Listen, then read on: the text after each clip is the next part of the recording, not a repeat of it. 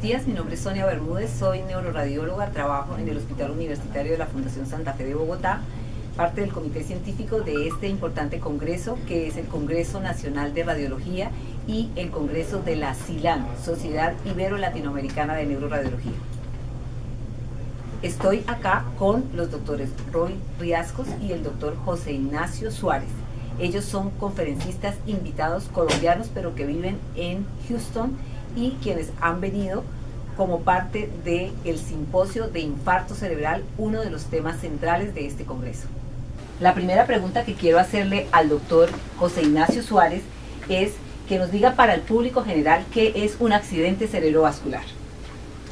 Un accidente cerebrovascular es una emergencia neurológica, es comúnmente conocido también como derrame cerebral, y está ocasionado por una disminución de la sangre, el flujo sanguíneo al cerebro, lo cual produce un daño a las neuronas, al cerebro, que si no se trata en forma inmediata y de forma temprana, puede dejar secuelas permanentes de discapacidad importante. Bueno, la segunda pregunta es, ¿cuál es el impacto que tiene ese infarto cerebral o esa trombosis cerebral en la salud de la población general? Es un problema muy importante a nivel mundial, no solamente a nivel colombiano, sino a nivel mundial. Ya para darles un ejemplo, es la quinta causa de muerte en los Estados Unidos, es la primera causa de muerte en Ecuador, nuestro país vecino al sur, y es la cuarta causa de muerte en Colombia. Es una causa muy importante de discapacidad, ya que muchos de los pacientes que sobreviven, que no reciben tratamiento adecuado, van a tener secuelas muy importantes, como por ejemplo no van a poder seguir llevando una vida normal como la que llevaban con anterioridad. Esto era lo que ocurría muy frecuentemente hasta hace unos 20 años. Ahora hay nuevos tratamientos que se deben administrar en forma temprana, que van a tener un impacto importante y van a producir una mejoría significativa en esa discapacidad de los pacientes. Ahora yo creo que el doctor Riascos, como neuroradiólogo, nos puede decir qué es lo que ha cambiado en cuanto al diagnóstico y al tratamiento temprano del infarto cerebral.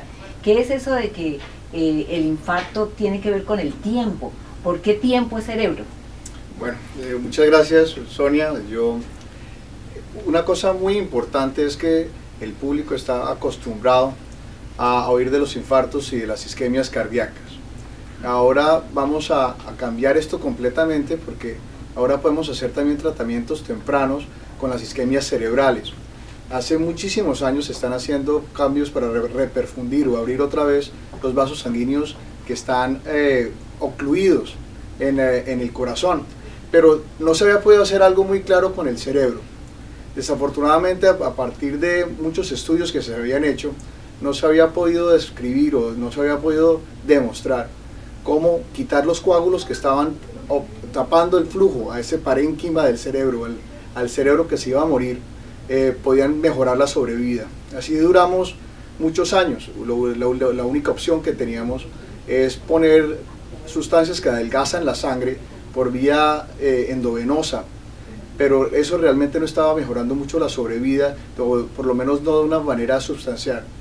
Ahora, hace 2 años se acaban de publicar 5 estudios en donde se ha demostrado que para ciertos casos, sobre todo son los casos más graves, donde los vasos más proximales, los que están llevando la irrigación a una cantidad muy importante de cerebro, si entre las primeras horas logramos detectar eso, podemos colocar por vía de las arterias una canastica que va a quitar ese coágulo, podemos reperfundir ese parénquima cerebral y ese parénquima cerebral puede volver a vivir. Esto, si entendemos parte de lo que el doctor Suárez nos dijo, es una enfermedad prevenible. Entonces, donde es la cuarta causa de muerte en Colombia, ya tenemos una herramienta donde podemos no solo prevenir, sino disminuir el impacto que tiene. Así las personas no se mueran, el impacto de salud pública es gigantesco. La cantidad de inhabilidades que quedan después de que los pacientes tienen eventos cerebrales es gigante.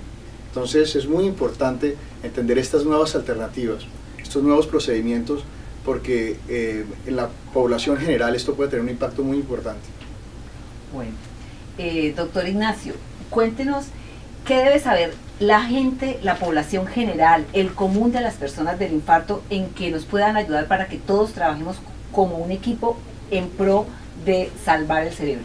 Sí, eso es una pregunta muy importante, ya que la educación de la población en general es clave. Si la población no está educada, no puede reconocer los síntomas, no van a poder saber que es una emergencia. Es importante saber que no existen trasplantes cerebrales hoy, ¿no? Y que si la persona no llega tempranamente al hospital, va a quedar con discapacidad importante. Lo clave es saber que hay síntomas premonitorios o síntomas o signos que nos pueden indicar que el paciente pueda estar teniendo un derrame cerebral, un accidente cerebrovascular, un ictus cerebral, como lo quieran llamar. Y los más importantes son debilidad de los músculos de la cara, particularmente en un lado de la cara o de un lado del cuerpo, una cefalea, un dolor de cabeza muy importante, predominantemente si es un dolor de cabeza que nunca lo habían experimentado, dificultad al hablar o dificultad para deambular o caminar. Esos son los síntomas más importantes, o un adormecimiento de un lado del cuerpo.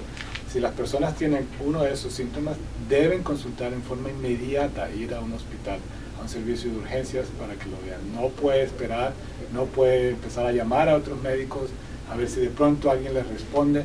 Es una urgencia, tienen que ir al hospital en forma inmediata. Por último, yo quisiera que nos contara cómo está organizada en su ciudad la salud pública para que esto fluya de una manera rápida.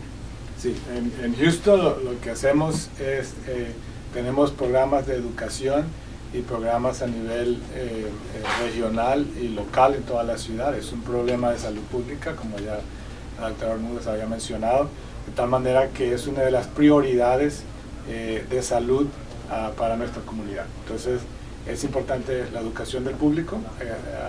Llevamos a cabo muchos programas de educación a nivel comunitario, en las escuelas, en las iglesias, en todas las comunidades, sobre todo personas mayores de 50 o 60 años, que cuando se presenta una mayor proporción de pacientes con este problema.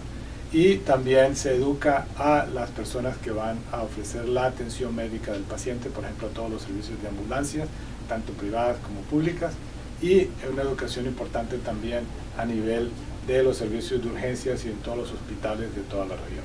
Entonces, por ejemplo, si el paciente llama y reporta que tiene una posibilidad de que de pronto pueda tener un accidente cerebrovascular, esa persona va a ser evaluada inmediatamente por un servicio de ambulancias con unos enfermeros, unas personas especializadas que van a poder detectar los síntomas, van a poder llamar a los hospitales que pueden manejar el paciente se lleva a los hospitales, no a todos los hospitales, sino a ciertos hospitales que tienen toda la tecnología disponible y todo el personal especializado al cual se le pueda tratar. Y posteriormente se le hacen los tratamientos que ya el doctor Riascos les había mencionado, y después se le hace un tratamiento de rehabilitación y de prevención para que la persona no pueda tener otra vez, no manifieste nuevamente los mismos síntomas posteriormente. Ahora, la cuestión de tener hospitales especializados es importante, es muy importante. Por ejemplo, si estamos hablando de ciudades como Bogotá, que tiene 8 millones de habitantes, sería importante de pronto tener en Bogotá por lo menos un hospital por cada millón de habitantes que pueda ofrecer ese tipo de tratamiento. Estamos hablando de Cartagena, un millón de personas.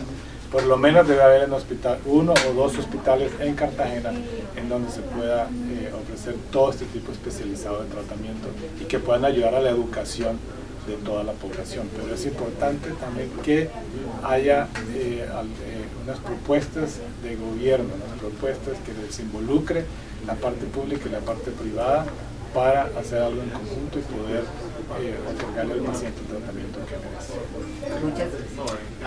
Yo quiero retomar un poco la pregunta anterior de por qué, después de oír todas estas cosas, el tiempo es cerebro. A diferencia de muchos otros órganos en el cuerpo, el cerebro no resiste mucho tiempo sin oxígeno. Entonces, los daños del cerebro pueden ser irreversibles en cuestión de pocas horas. Entonces, si entendemos todo lo importante de los síntomas y cómo tener que transportar a la persona al sitio indicado, también tenemos que tener en cuenta que en las primeras 3 horas o 6 horas, dependiendo de las horas, pero a medida que pasa el tiempo vamos a empezar a matar y matar más millones de neuronas, que son las células que componen la masa del cerebro. Entonces, tener una infraestructura muy bien organizada no solamente permite tener la atención adecuada, sino hacerlo a tiempo. Entonces, llevarlos al sitio que no es, eso es perder tiempo. Tener un hospital que no tiene la infraestructura, no se puede entonces dar este tipo de servicio. Este tipo de servicio solo se puede dar en sitios muy especializados que tengan la disponibilidad del personal médico y el entrenamiento para hacerlo. Entonces, esa es la importancia, no solamente detectarlo temprano y asistir al médico, sino idealmente ir al médico que es. Sí, ese punto estoy totalmente de acuerdo. También la importancia de la educación del público en general es el empoderamiento del público, es decir, que la persona pueda sospechar que tiene el problema y que pueda llegar al servicio de urgencias o al hospital y exigir que se le dé el tratamiento apropiado. Si no sabemos qué es lo que tenemos, no podemos exigir. Es importante ese punto también del empoderamiento del público para poder recibir mejor tratamiento. Hace 20 años estos pacientes no se les trataba porque no había tratamiento. Y normalmente pues en el lenguaje médico siempre hablábamos del jardín, de llevar a los pacientes de problemas neurológicos al jardín porque había que atender las plantas y las flores. Pero realmente hoy ya se le puede hacer tratamiento y hoy lo podemos hacer. Tener un bosque muy hermoso, simplemente un jardín.